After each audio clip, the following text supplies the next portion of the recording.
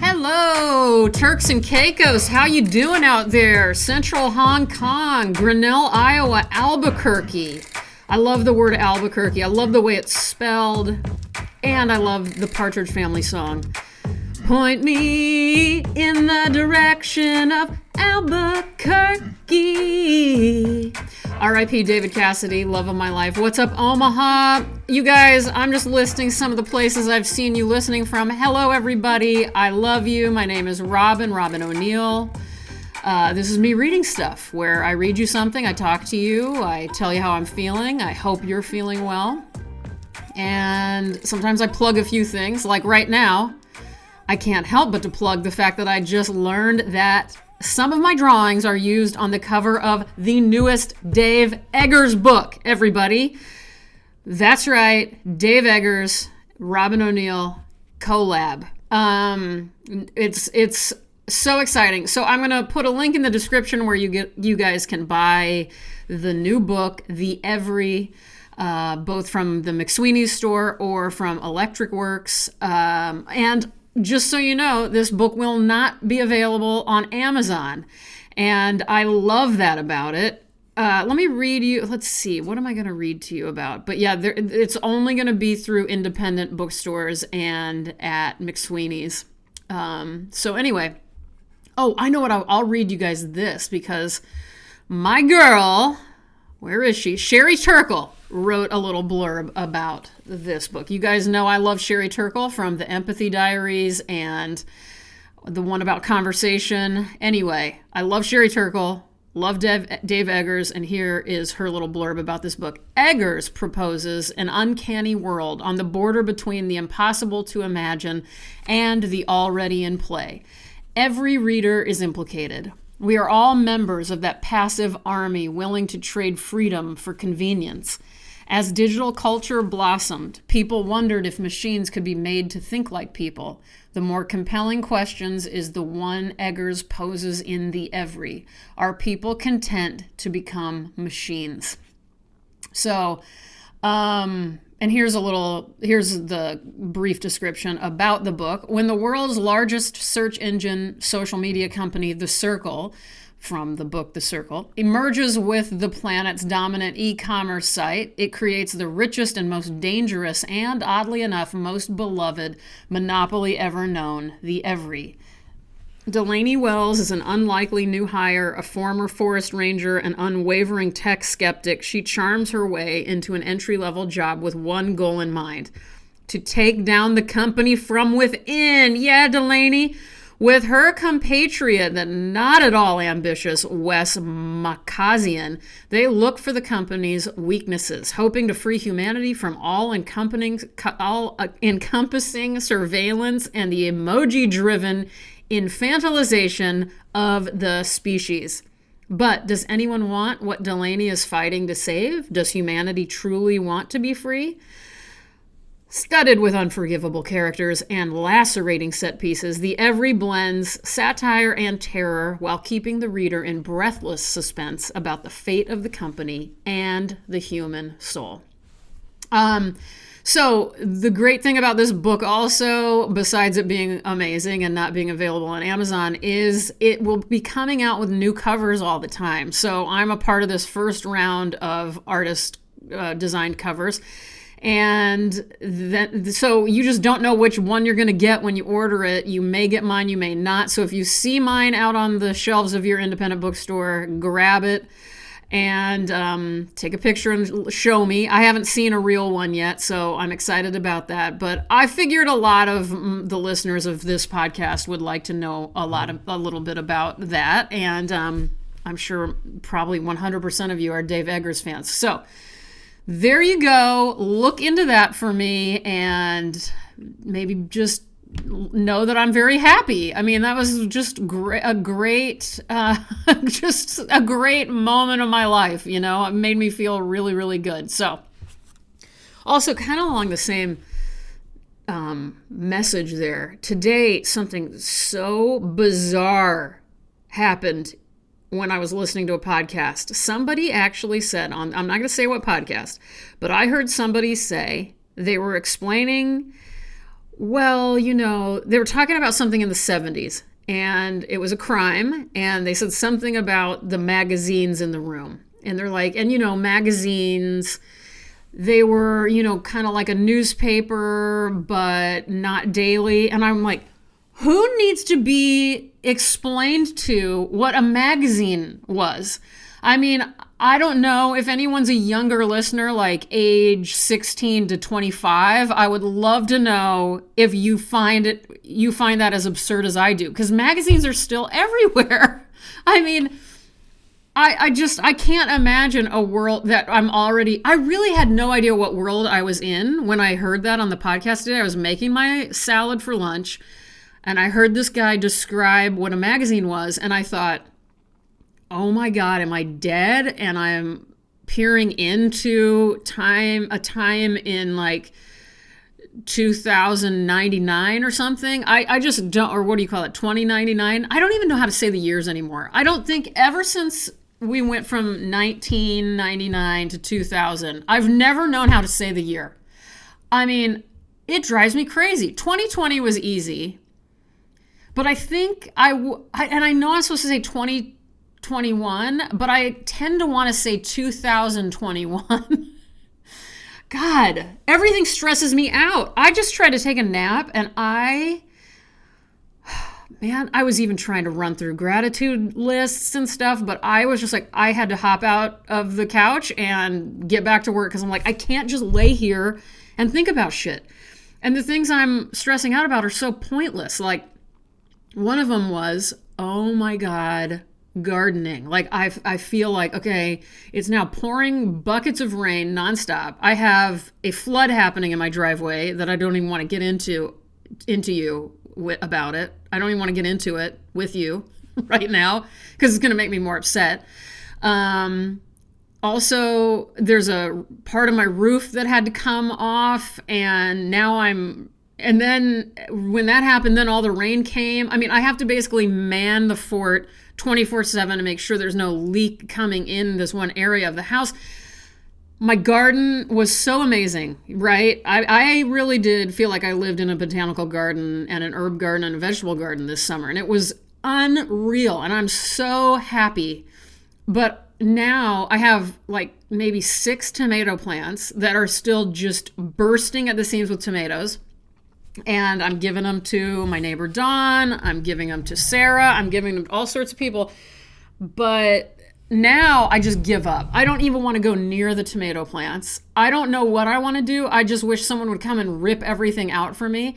And I'm already stressed out about next year. I'm like, do I do this again? I mean, it went so well and it made me so happy, but it's so much work. You have to water the tomato plants every single day. And oh my God, I don't know. And all the flowers are still, I had this wildflower mix that was so incredible and had more flowers than you can even dream of. But now they're all, sagging, but they're still growing. So I'm like, do I let them just hang over the edge of the garden into the driveway, or do I tear them out? Like, it feels horrible to tear them out if there's still flowers growing, but it looks really kind of sad.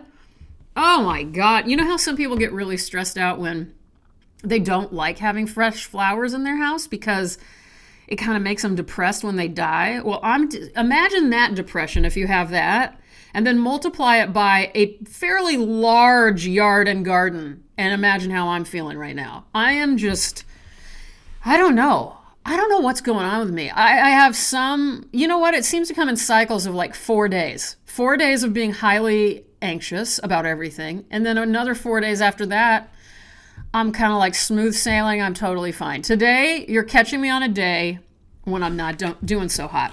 Let's talk about the School of Life dictionary again. Okay, I've read from here before, and everybody seems to have a lot of fun when I read from it. I'm speaking for a lot of you who have not weighed in, but that's okay, because I don't know. I think that's okay. Okay, I'm going to read about, well, anyway, you guys can find this book. Well, okay, I've put links to Dave Eggers' book, like I said, both on McSweeney's and Electric Works. And I'll put another link to the School of Life where you should buy this. And again, I'm going to remind you guys, as I always do, to buy these from your independent bookstores. If not from my direct link, find them at the independent bookstores. You can't find Dave Eggers' book on on Amazon anyway. How did I not remember the name of Amazon? That's crazy.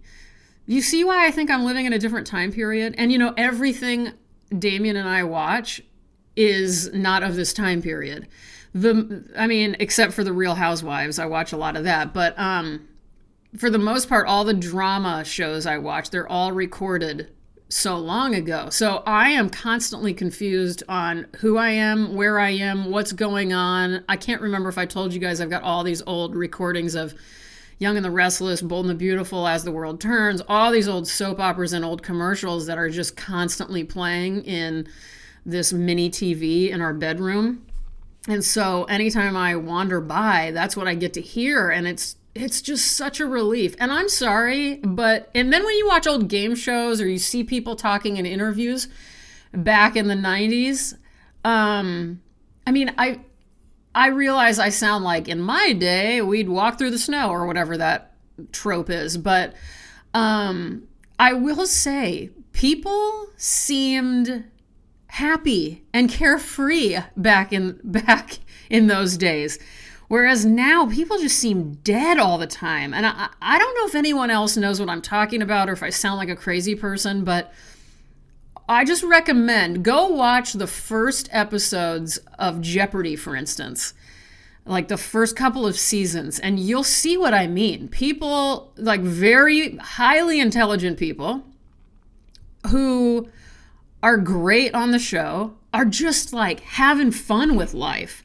Whereas now people are just bizarre to me when I see them. I don't know. See what you think. Trust me, this is a generalization. I know people are having fun all the time. I don't know. I say that and then I'm like, no, they're not. People aren't having fun anymore. It seems like, and who thought that I'd be the one prescribing fun to the masses here? I don't know who I think I am. But I do have fun. I know that I don't have traditional fun. I have fun sitting here in my studio drawing and watching endless hours of old soap operas and unsolved mysteries and stuff. I have fun sitting looking out my window and watching this willow tree across the way blow in the wind for God knows how long. And I don't even know how long I've been there. And my eyes start watering because I've been looking so long. That's fun to me. So anyway, I don't know. You know what? That's enough. Let's read from School of Life Dictionary. I feel like I haven't talked a lot lately. I only talk to Damien once a day, and that's the only time I really talk. So I'm a little out of practice, you guys. It's kind of strange. But that's fun too. That's really fun. And I love only talking once a day while Damien's out of town. It allows me this time to just live in my head. And like I told you guys last week, I believe, it's just been really nice. And also, I have done some amazing, cozy stuff to this house. Like every day it gets cozier. So there you go. All right. This is the little chapter called Ugliness. Most of us are, to some extent, ugly. We should accept I'm sorry, but I love that. They just got right to the point, didn't they? We should accept with stoic good grace that personal appearance is simply one of the least democratic parts of life. That reminds me of this time. Oh my God. This person I know once told me that they wanted to write a book about how difficult it is to be beautiful. Yeah. That's all I'm going to say about that. Okay, next paragraph. We tend to misunderstand how common ugliness is, in part because the images in the media always highlight the pretty ones. In truth, beauty is as rare as mass murder. The problem is that we tend to think there are far more murders than there are. Thanks to the media, it can feel as if everyone is knifing everyone else. We recognize symptoms of panic when the frequency of a bad thing is exaggerated. We don't yet recognize a similar hysteria when the frequency of a good thing gets exaggerated. Fortunately, that's a good point. Fortunately, not everyone minds ugliness. The reason is simple. People learn about love from their parents. Our elders provide the template for affection that comes into force when children grow up. Fortunately for the ugly, many parents who are kind and loving are also peculiar in looks. Many people, even very attractive ones, therefore grow up predisposed to think generously of not so perfect people. They are the physical types with whom they continue to associate comfort, safety, and tenderness. Ugliness is fascinatingly impervious to class and status. Given all the inequities of the social system, it is some form of compensation that there should also be, alongside the near feudal ranks of money and power, another hierarchy based on looks, in which a different elite is established and where the shop assistant may triumph over the CEO. However random the distribution of appearance is today, time will eventually bring justice. No one ends up happy with how they look. For some, disenchantment may start at 10. For others, it may require another 40 years. It always happens. The trouble with our culture is not so much that we love appearances, but that we allow too narrow a range of features to dominate our understanding of beauty. There is ultimately something attractive in everyone. Perhaps an august bearing to the forehead, a melancholy sweetness in the eyes, a candor in the nose. We should broaden our criteria of where we find beauty, and hopefully someone, somewhere, will one day do the same for us. I love this. And I don't know how many people need to hear that. I mean, my friend Erin was talking about, I can't remember exactly what it was, but something about trying to look better that she ran across on Instagram, and she had a good point, like, are we even thinking about that anymore? Like, how can people be thinking about that kind of stuff right now after 2020 and 2021? And I agree. I mean, I do think the tragedy of the last year and a half has woken people up to a lot of things, like what matters and what doesn't matter. And thankfully, a lot of that of the, perfect appearance has gone away. But I think for a lot of people, it's also been highlighted. I only know this because I just heard it on one of the Real Housewives shows. Heather from Salt Lake City, she was talking about, oh yeah, because she has like a Botox business or something. And she goes, yeah, we have had so many more calls because, everybody's just at home and they're looking at their own face and they're seeing what's wrong and blah, blah, blah. So I think some people are taking all of this and using it to beat themselves up, and others are like, more like me right now, who I've, grown my bangs out. I do look better with bangs. I don't care. I don't have the time or energy to keep up with it anymore. So I'm letting this forehead fly, proud. This is my forehead, and it's out now.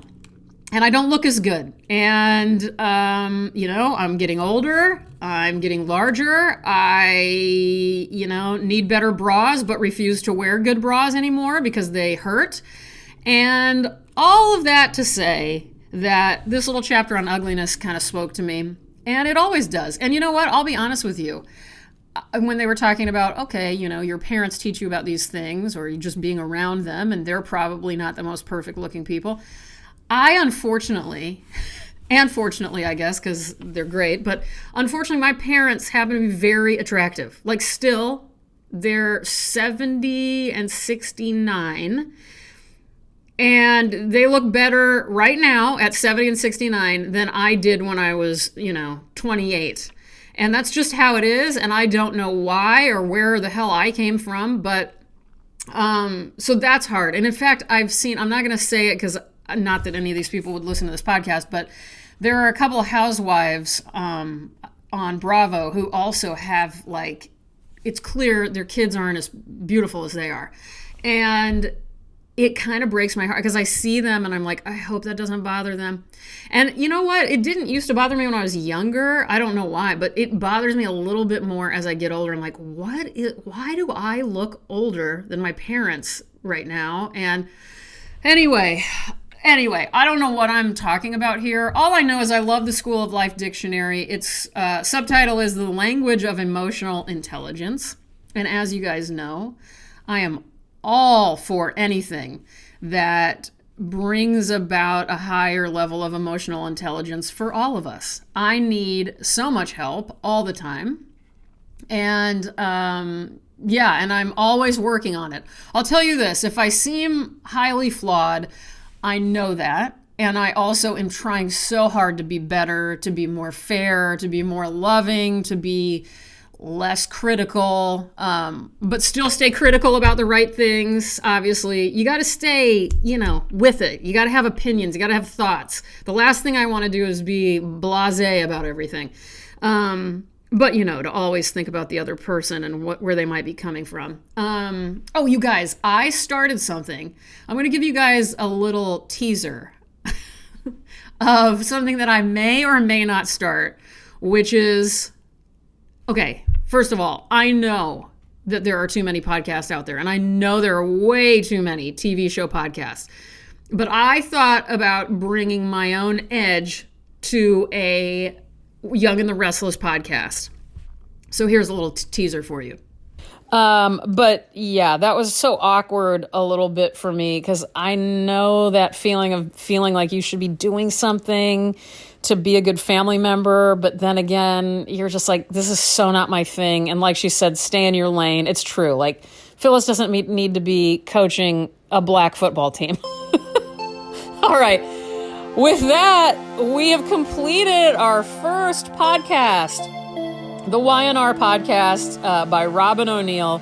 I love you. I miss you, Devon. I miss you on the episodes, Devon, when you're not in. And Adam, I always miss you too. You are my guy. Sally, you're my girl. Where are you? Come back. Adam and Sally, get together. Devon, keep your shirt on. Goodbye, everybody. Have a good night. Talk to you soon. Bye. Okay. It was hard to figure out what the hell to put as a little teaser for you, but you get the idea. It's me just talking about the show. I don't give any background. So if you don't know who I'm talking about, I'm not going to tell you who they are probably. It's just me kind of talking about, it's just my reactions to what I've seen on the show that day. And by the way, you're just to be clear, this whole thing about the black football team is a joke that I said earlier in the show, because they were talking about this guy kept talking about his son's, I thought he said black football team. And I was like, why do they keep calling this a black football team? And then I finally realized they were talking about a flag football team.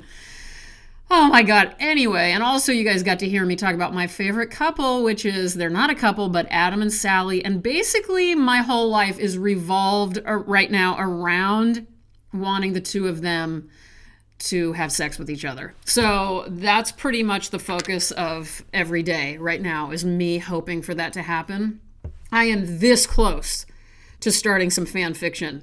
And if I've kind of hinted at doing fan fiction in the past, and this is probably the most I've ever wanted to. So, by the way, I don't know if I'm really doing a YNR, Young and the Restless podcast. This is just something I did for Damien while he was out of town, and I think he's the one who wanted me to do it. No, it was his idea. He's like, you should do a Young and the Restless podcast.